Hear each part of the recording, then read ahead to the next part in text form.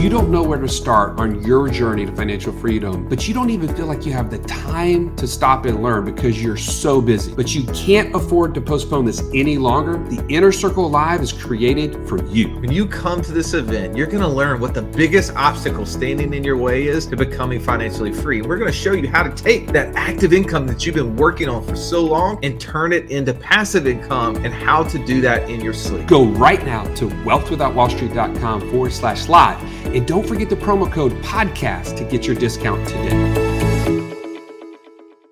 Joey, if you're looking for one reason to listen to this episode, it's usdebtclock.org. Oh, yes. Go there right now if you want to throw up in your own mouth. We're talking the U.S. debt has risen from $5 trillion in 1995 to over $33 trillion today. Now, why would that be important though, Russ?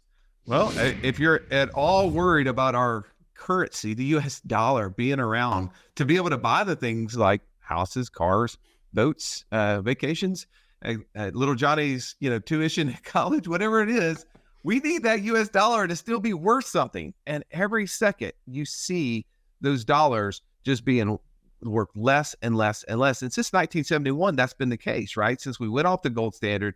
And gold is what we're going to be talking about today. Dana Samuelson is our guest. He's going to be sharing with us not only where we should own it, how much we should own, but also where we can store it.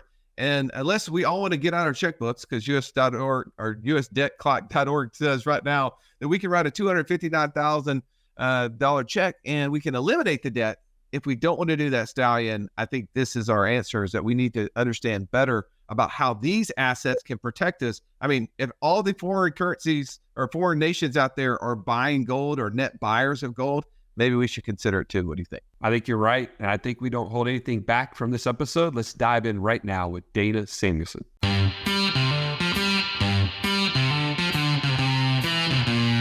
Welcome to the Wealth Without Wall Street podcast, your guide to understanding how to get out of the Wall Street rat race and start your own mailbox money lifestyle. Now, don't let these handsome Southern draws fool you. These financial minds are teaching our country to enhance savings, increase cash flow, and create passive income, all without the help of Wall Street. Are you ready to break through? Now here are your hosts, Russ Morgan and Joey Murray. Wealth Without Wall Street tribe, you are in for a treat. The gold standard with Mr. Dana Samuelson. Dana, so glad to have you here with us today. Joey, it's my pleasure to be here with you. Thanks for having me. Dana, there's very few people that actually know that at one point in time in our country's history, it was illegal to own gold. Would you mind sharing that story? Because I think that will really set the tone for why we're having this conversation.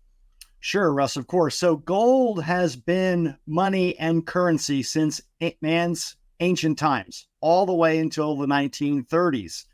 Virtually every country around the world issued gold money, coins, as currency. And when we got into our financial trouble in the late 20s with our stock market crash and then the Depression, Franklin Delano Roosevelt recalled the U.S. gold coinage and substituted paper for it and made gold illegal to own in the United States. And that pretty much ended gold as money around the world. By the late 30s, then World War II came, and that was the end of gold as money. Now, after World War II, the U.S. had the biggest gold reserves of any country. We were unscathed primarily by the war, and we needed to have a different monetary system. So the dollar became the world's reserve currency backed by gold. And it was said that we would never print more paper money than we had equivalent ounces of gold to back it in Fort Knox. And that was the case until the late 60s and early 70s, when financial imbalances pushed Richard Nixon to make the dollar peg to gold to break that. And following that peg, where the dollar is no longer backed by gold, my mentor, James U. Blanchard III, Jim Blanchard, realized that gold should be re-legalized to own for gold ownership in the United States. And he led that champion cause and got gold re-legalized in 1974 as a result. So from 1933 to 1974, you could not own physical gold in the United States, where every other country in the world never had that law. Now, since then, we've seen our debt explode. We've seen the gold price, track our debt basically higher. It's sound money. It's really what gold is, because it's hard to print a lot of gold. It's easy to print paper money. And I think that that's the crux to the conversation, right? Is that we have had such a standard for what currency and money looks like for so long. And it, in the 70s, was taking off of that standard where dollars were being printed without it being backed by something. So the definition of inflation, I know we'll talk a little bit about how gold is the hedge against inflation. Inflation is nothing more than the increase in supply of the money supply, right? The government printing money is the definition of what inflation is. And we feel the results of that as prices get higher, but we have more dollars out there chasing fewer goods. That's just supply and demand economics happening, where we see prices starting to increase. So talk a little bit about some of these things, like how it does act as that hedge against inflation, how you can transfer this, because Joey wears some larger pants. I mean, my pants are a lot tighter than his. Even with his big pockets, I still don't see him carrying money around a little bit. So let's talk a little bit about the hedge of how it hedges against inflation, but also its portability. Well, gold is primarily the world's currency of last resort, and it tends to climb a wall of worry in price. In the 70s, when we had rampant inflation, high interest rates, economic problems, and geopolitical problems, gold went from about $50 an ounce to $850 an ounce in a 10-year period. So it climbed that wall of worry quite well. When the economies of the world were stable and the geopolitical situation was calm in the 80s, 90s, into the early 2000s, gold channeled between $300 and $500 an ounce for most of that time, and nobody really cared about it that much. Following the 9/11 attack on the U.S., us going to war in Afghanistan and then Iraq, and our deficit spending, followed by the great financial crisis, our debt exploded, and the gold price moved sharply higher. So gold tends to climb a wall of worry. That's really what the hedge is against financial uncertainty. And it does this because it has no counterparty risk. Gold is one of the only assets in the world that you can hold that is not simultaneously someone else's liability. And it's instantly liquid, and it's the world's most trusted form of money. It's literally liquid anywhere in the world in recognized forms. So explain that. So if I own gold right now, gold bars, is it, I think of the pawn shops that said we buy gold as the place at which I would liquidate it, but my skeptical nature, knowing that I used to follow my dad to the pawn shop to pawn his guns and, rifles off in order to get cash because his contracting business was struggling. I don't see them, they're a source of liquidity, but also see them as maybe they're a little more, cash sharks out there, right? Maybe I get the best deal. Where's the liquidity? How do I sell it instantly? Well, you want to deal with reputable dealers. That's really where you're going to get the strongest bid. If you go to a pawn shop or some secondary market maker, you're going to get 70, 80 cents on the dollar to what you could get at a reputable precious metals dealer. And we have thousands of them here in the United States. Around the world, most banks have traditionally had a precious metals desk as part of the bank. They have them in Germany. They have them in France. They have them in Asia. As I said, we don't have a gold culture in this country like most of the rest of the world does, because our currency has never failed. We haven't had war on our shores.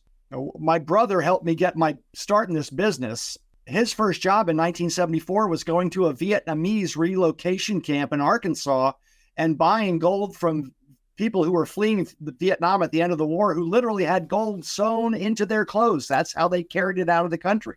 And it was immediately liquid to a professional dealer at that point in time. That's how those people got started. So gold is true, portable, transferable wealth. And reputable buyers will pay the prevailing price for it as long as it's in recognizable, tradable form. You've alluded to this a couple of times, but Talk about your history with gold. Like it sounds like it's been a part of your life for quite some time, and we want to gain from that knowledge.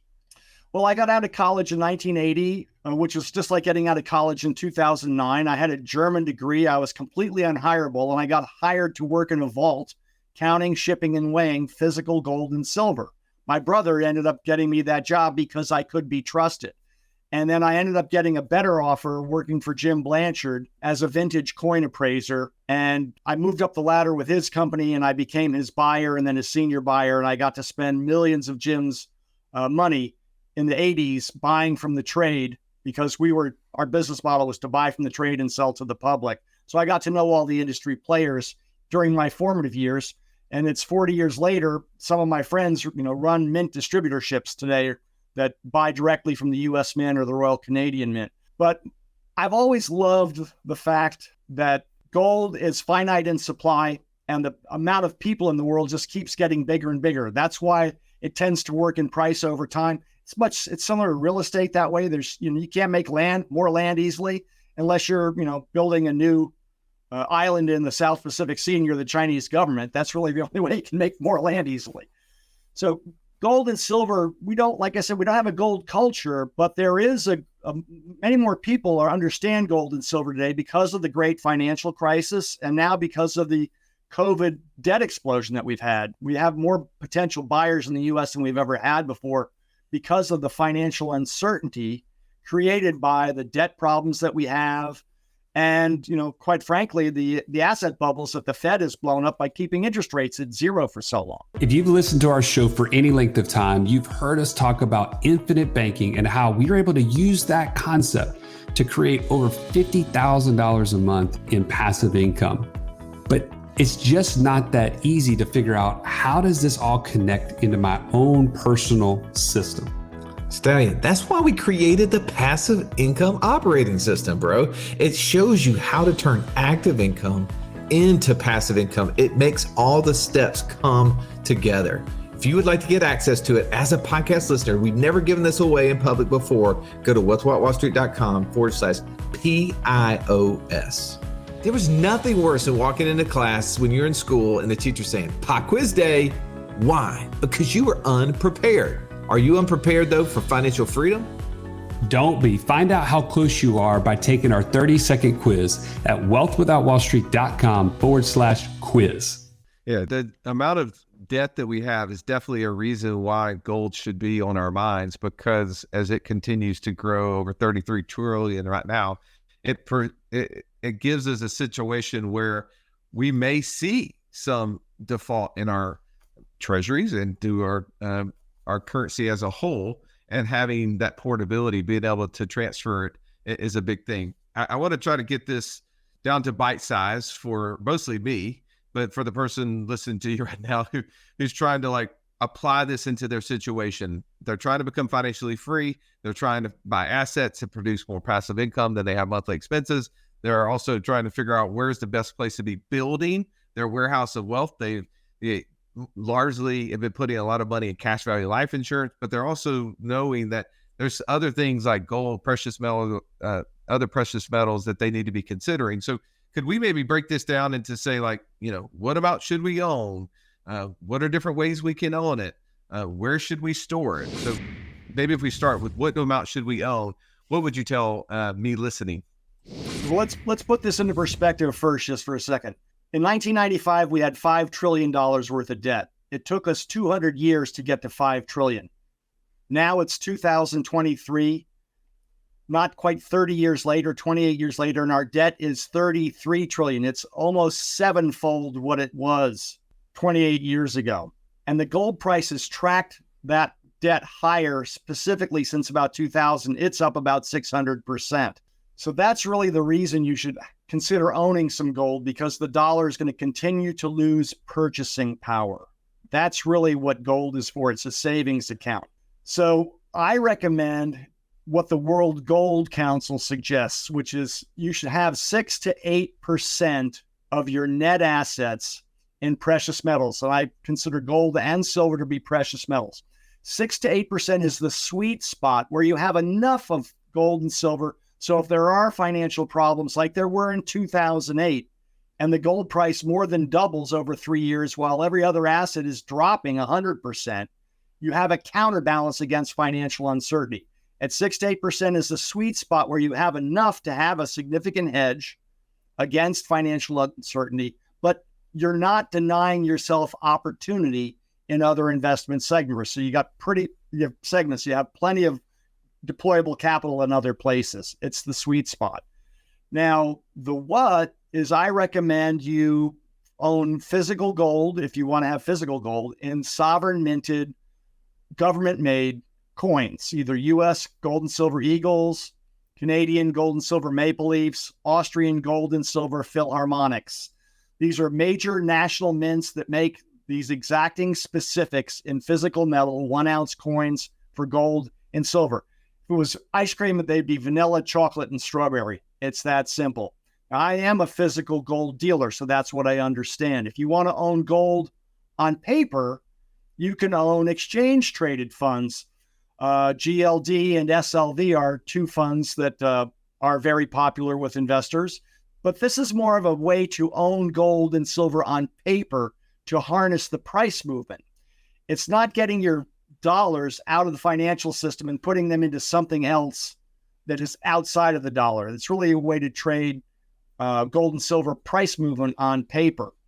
The other way you can own gold is through mining stocks, which is where you invest in the companies that actually mine gold out of the ground.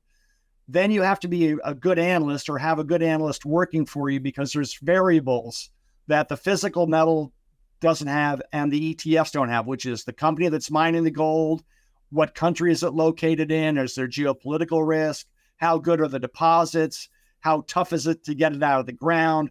You have to be an expert on the company and the deposit to do that well, and that's a very speculative area.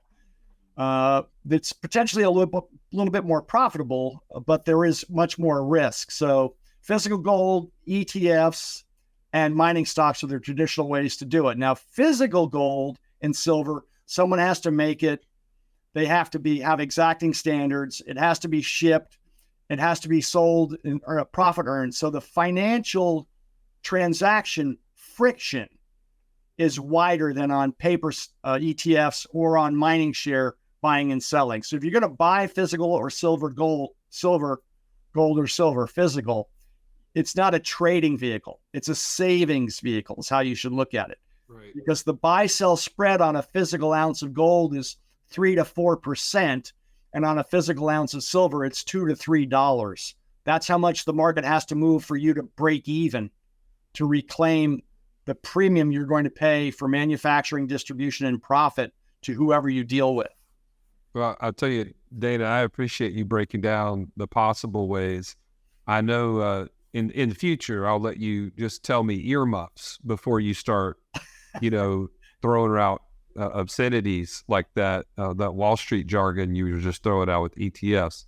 But regardless, it sounds like there's a lot of benefits to the physical gold ownership.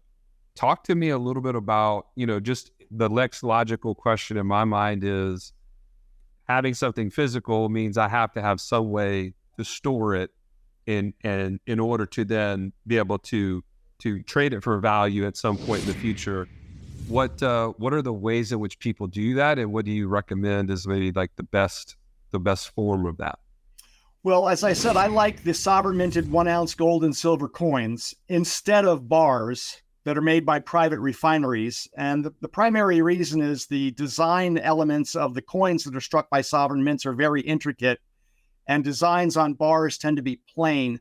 And we do have a modest but growing problem with Chinese counterfeits, but they're mostly passing off bars more readily than they can pass off the sovereign minted coins because of the design specifications of the coins. So the physicals, you should stick with the sovereign minted products and forget about the bars. I think you'll have much more liquidity, ease of sellability with the sovereign minted coins. Now in gold, it doesn't take up much room. You can have a lot of value in a small space. 100 ounces of gold physically is about the size of a paperback novel. And at today's gold price, that's about $200,000 of value. You'd literally put it in your pocket. carry it around. It weighs about 8 pounds, and no one would know that you had $200,000 worth of gold on you. It's that easy. So it's small and it's compact. It's easy to store because of that. It doesn't take up much room. I don't recommend safe deposit boxes. We used to, but bank charters are sometimes specifically excluding precious metals or coins from their bank charters. And you don't want to have your metal in the safe deposit box if something happens in the bank and you can't get it when you want to. So the rule of thumb is you should be able to have it somewhere safe where you can sleep at night, but also have access to it. In my old home, I had a home in-ground safe put in when I had a rehab done. And it was literally built into the foundation of the house, poured with cement, with a false cabinet built above it with a false bottom. So that's one way you can store at home. Gold is easy to do that with and hide it in a nook or a cranny because it doesn't take up that much room. Now, silver, it takes about 85 parts of silver to equal one equivalent dollar part in gold today. So with silver, you have a much larger problem in terms of physical size. So an ounce of gold equals 85 ounces of silver. If you had $200,000 worth of silver, you'd need, 4 or 5 really strong guys and a couple wheelbarrows to move it around. So we do recommend independent storage facilities. There's 4 or 5 around the country that we know and believe in and trust that are privately run. They're like safe deposit box facilities, only they're privately run by professional managers with high caliber security systems where you can store your metal if you'd like to store your metal independently somewhere. So those are options, but that involves shipping back and forth. Now, we have accounts with some of these storage facilities. So if you want to buy and sell, it's simply a shelf swap where they take the metal off of our shelf and put it out of yours when you pay us, or give it back to us when we pay you for yours. So it's not as complicated as it sounds, but you really don't want to have it in a safe deposit box. You do want to have it somewhere where you have access to it, but you also want it to be somewhere safe. So it takes a little bit of creative thinking, but most people are creative that way. Most people are creative. I'm not certain that we're that creative. That's why we brought you on to help us understand where to store it. Because I hear Robert Kiyosaki talking about how he has been buying gold since 1971, and he's got it stored all over the world.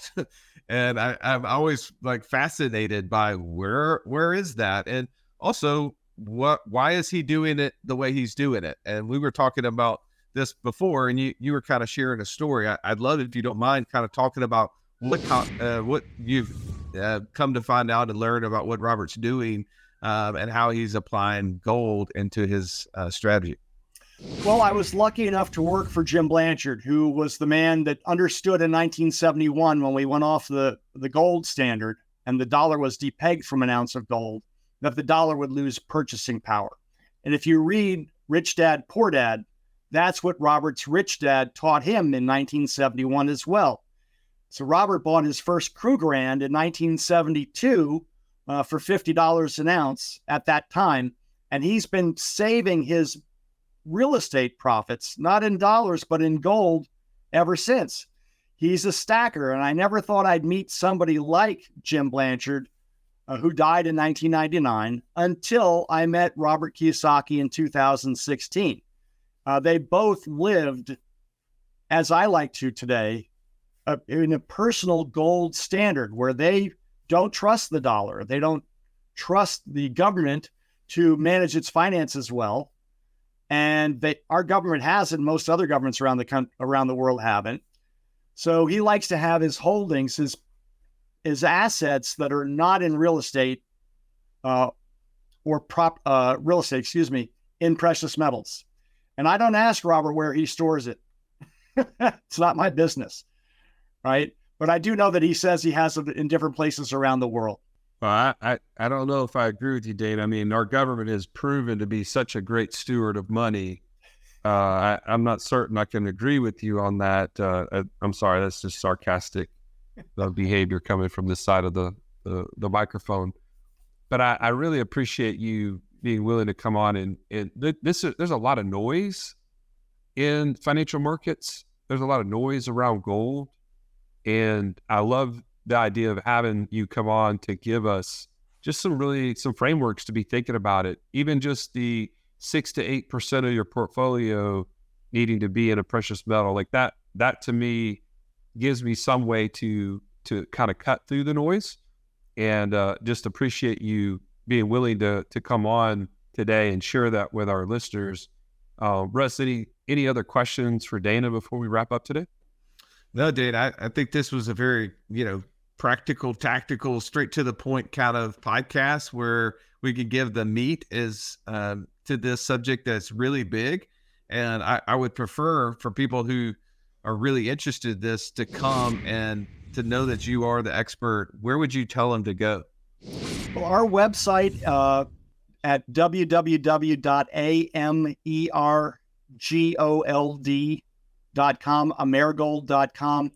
It has a wealth of information on it. We have live precious metals spot pricing that change minute by minute. We have competitive pricing on all our modern bullion items. I'm also a vintage European and U.S. gold coin expert. So we do have an inventory of European and U.S. vintage coins for sale. That's a little bit different market because there's some collector value there that may not be appropriate for people that just want to own metal for metal's sake. But we carry the most competitively priced and widely traded and immediately liquid bullion items. I don't have 2,000 different SKUs on our website. We deal in the bread and butter items that most people are going to want to own, that are going to be easy for them to sell if they want to take it anywhere for sale in the world. So that's what we specialize in, bread and butter products that are good for our clients, because what's good for our clients is good for our business. Very good. Well, thank you so much for coming on to the show. It was a pleasure to have you. Thank you for having me. I really appreciate it. All right, Tribe, you got a lesson in gold today. I hope that you took some notes. If not, go back, re-listen to it, share it with somebody else who's been telling you about the need for precious metals in their life. And as Dana said, if you want more information, go to his website, www.amergold.com. As always, have an amazing day. This has been the Wealth Without Wall Street podcast. Don't forget to subscribe to the show to break free of the Wall Street mindset and begin building wealth on your own terms in places you understand so that your wealth will never run dry. See you next episode.